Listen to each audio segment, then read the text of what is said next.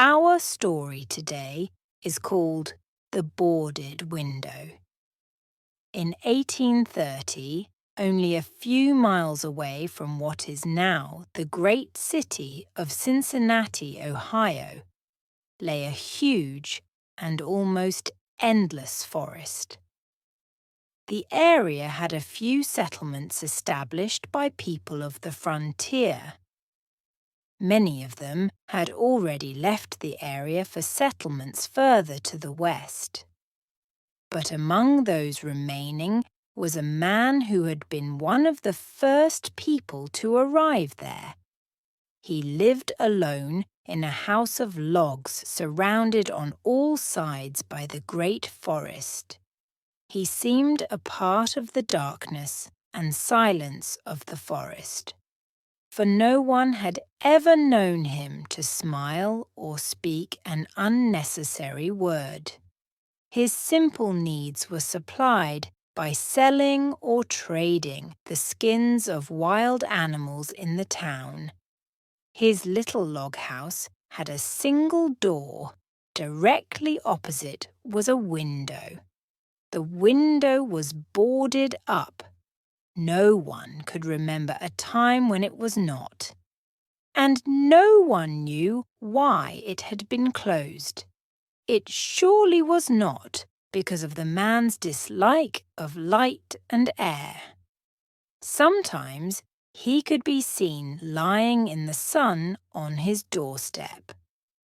I imagine there are few people living today who ever knew the secret of that window.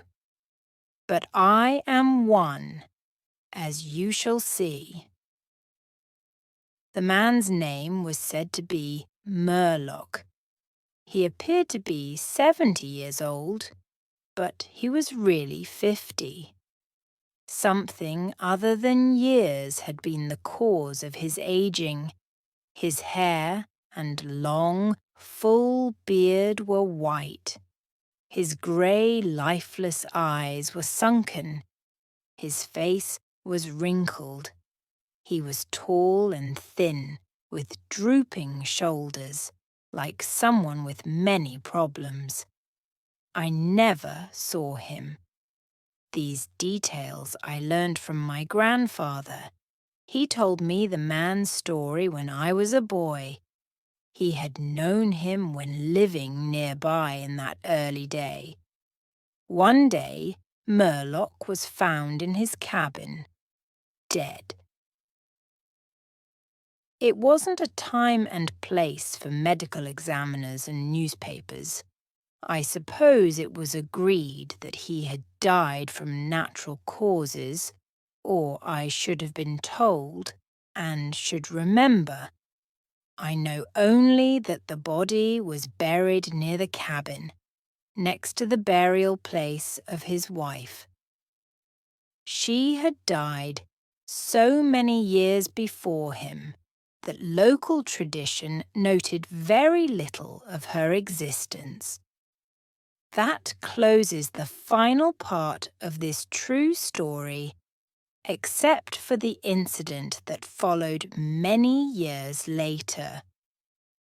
With a fearless spirit, I went to the place and got close enough to the ruined cabin to throw a stone against it. I ran away to avoid the ghost which every well-informed boy in the area knew haunted the spot. But there is an earlier part to this story supplied by my grandfather. When Murlock built his cabin, he was young, strong, and full of hope. He began the hard work of creating a farm.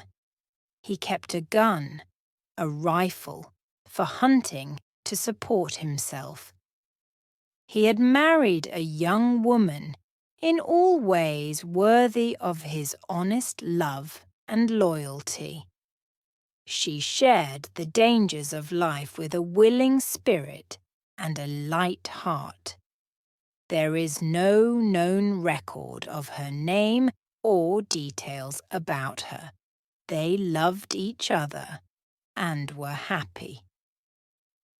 One day, Murloc returned from hunting in a deep part of the forest. He found his wife sick with fever and confusion.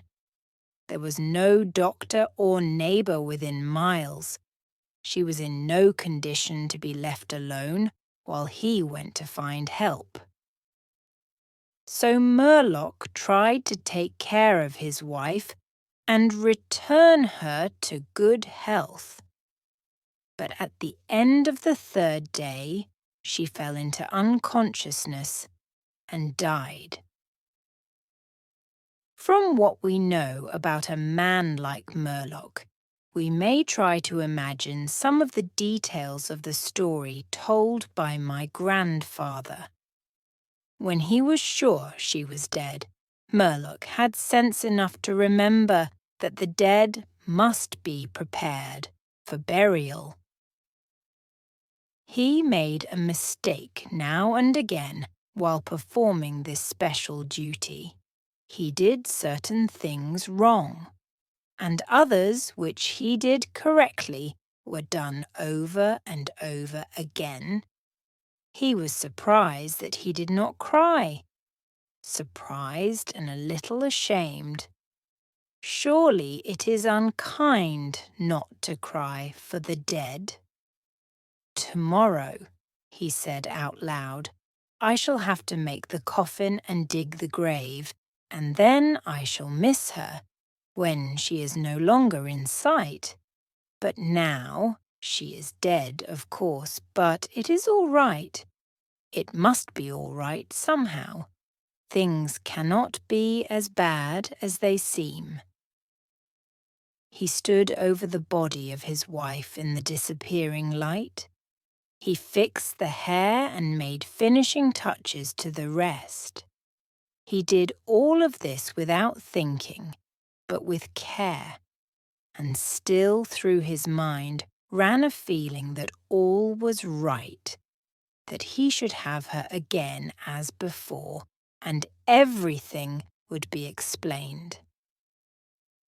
Murloc had no experience in deep sadness.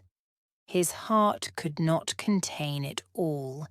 His imagination could not understand it. He did not know he was so hard struck. That knowledge would come later and never leave. Deep sadness is an artist of powers that affects people in different ways. To one, it comes like the stroke of an arrow, shocking all the emotions to a sharper life. To another, it comes as the blow of a crushing strike. We may believe Murloc to have been affected that way. Soon after he had finished his work, he sank into a chair by the side of the table upon which the body lay. He noted how white his wife's face looked in the deepening darkness. He laid his arms upon the table's edge and dropped his face into them, tearless and very sleepy. At that moment, a long, screaming sound came in through the open window. It was like the cry of a lost child in the far deep of the darkening forest. But the man did not move. He heard that unearthly cry upon his failing sense again and nearer than before. Maybe it was a wild animal, or maybe it was a dream, for Murloc was asleep. Some hours later he awoke, lifted his head from his arms and listened closely. He knew not why. There, in the black darkness by the side of the body, he remembered everything without a shock. He strained his eyes to see, he knew not what. His senses were all alert. His breath was suspended. His blood was still as if to assist the silence. Who, What had awakened him, and where was it? Suddenly the table shook under his arms. At the same time, he heard, or imagined he heard, a light, soft step, and then another. The sounds were as bare feet walking upon the floor. He was afraid beyond the power to cry out or move. He waited there in the darkness through what seemed like centuries of such fear.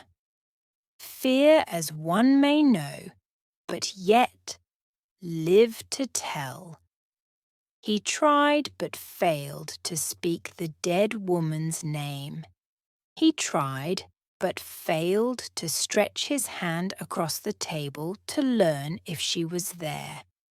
His throat was powerless, his arms and hands were like lead.